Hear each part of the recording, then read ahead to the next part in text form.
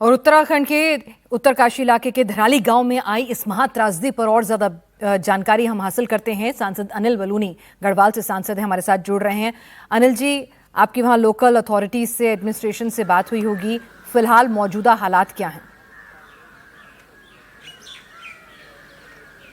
देखिए, बहुत ही दुखद घटना हुई है, बहुत ही पीड़ादायक है। और जैसी ये घटना हुई इसके तुरंत बाद हमारा जिला प्रशासन के द्वारा रेस्क्यू ऑपरेशन शुरू कर दिया गया। राज्य प्रशासन के द्वारा भी तुरंत एफर्ट शुरू कर दिए गए थे। ये जो स्थान है इसके आसपास ही हमारी एनडीआरएफ और एसडीआरएफ की टुकड़ियां भी हैं। वहाँ पर आईटीबीपी भी पहले से मौजूद है, सेना की भी उपस्थिति उस इलाके में है। तो सभी लोग मिलकर रेस्क्यू ऑपरेशन कर रहे हैं।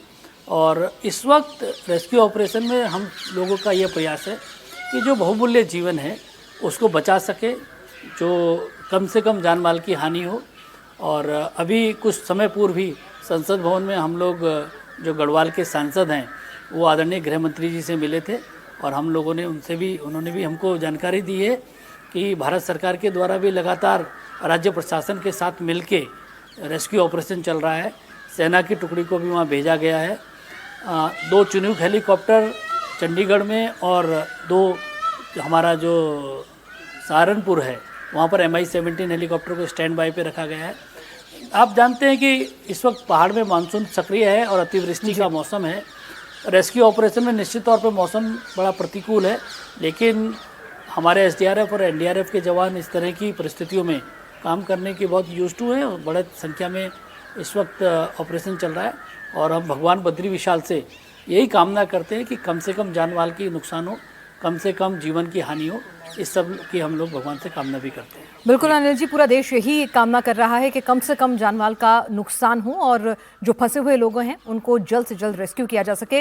लेकिन वहाँ जो तस्वीरें आ रही हैं वो बेहद भयावह हैं, डराने वाली हैं कि कुछ सेकंड में ही पूरा का पूरा गांव जो है वो उस फ्लैश फ्लड में ख़त्म हो जाता है। नुकसान के बारे में आपकी क्या आकलन है? कुछ बात हो पाई हो लोकल अथॉरिटीज से? कितने लोग अभी भी फंसे हुए हैं? देखिए, इस वक्त जो हमारा फोकस है, इस वक्त जो हमारा टारगेट है वो रेस्क्यू ऑपरेशन है। हमारी तमाम राज्य सरकार और केंद्र सरकार की एजेंसीज मिलके जान माल का कम से कम नुकसान हो, जीवन को बचाया जा सके, इस पे हमारा फोकस है। और एक बार ये ऑपरेशन पूरा हो जाए उसके बाद हम देखेंगे कितना नुकसान हुआ है। लेकिन वहाँ पर हम लोग पूरी तरीके से सारी एजेंसीज को मोबिलाइज कर दिया गया है। भारतीय जनता पार्टी के भी जो हमारे कार्यकर्ता हैं उन सबको भी हमने आग्रह किया है कि वहाँ जो लोग घायल हैं उनकी मदद के लिए करें। अगर फूड पैकेट्स की आवश्यकता है तो फूड पैकेट्स मुहैया कराएं, खाद्यान्न की आवश्यकता तो खाद्यान्न करें, कहीं ब्लड डोनेशन की आवश्यकता तो उसके लिए भी हमने अपने लोगों को तैयार रखा है। माननीय प्रधानमंत्री जी के द्वारा भी लगातार पूरी वहाँ के रेस्क्यू ऑपरेशन पे नज़र है। वो लगातार माननीय गृह मंत्री जी से, माननीय मुख्यमंत्री जी के से सब लोगों से लगातार फीडबैक ले रहे हैं और जो आवश्यक दिशा निर्देश हैं वो भी दे रहे हैं। तो सारी एजेंसीज मिलके हम लोगों को लगता है कि हम लोग सफलता के साथ इस रेस्क्यू ऑपरेशन को करेंगे और जो हमारा बहुमूल्य जीवन है, जो लोगों की जान है, वो हम लोग वहाँ बड़ी संख्या में बचा पाएंगे। यही हम लोगों का इस वक्त प्रयास भी है। जी, और किस तरह की दिक्कतें आप कह रहे हैं? अभी तो फिलहाल मौसम प्रतिकूल बना हुआ है, लेकिन किस तरह की चुनौतियां आ रही हैं? क्योंकि अब अंधेरा हो गया है और वहाँ पर हम देख रहे हैं कि पूरा मलबा है, उसको हटाना, वहाँ तक मशीनरी और रेस्क्यू टीम्स को पहुँचाना, किस तरह के दिक्कतें आ रही हैं? देखिए, आप पता नहीं आप देखिए, मैं आपके दर्शकों को जरूर बताना चाहता हूँ कि जो पहाड़ में इस तरह का जब बादल फटने की घटना होती है तो केवल पानी ही नहीं आता, पानी के साथ गारा आता है, बहुत हैवी, लगभग सेमी सॉलिड तरीके का मलबा आता है और उसमें जो फंस जाए बहुत मुश्किल होती है और उससे निकालना लोगों के लिए बड़ी वहाँ पर चुनौती है। लेकिन हमारे, मैंने कहा ना, जो एसडीआरएफ और एनडीआरएफ के जवान हैं वो बहुत यूज टू हैं इस तरह की चीज़ों में काम करने के।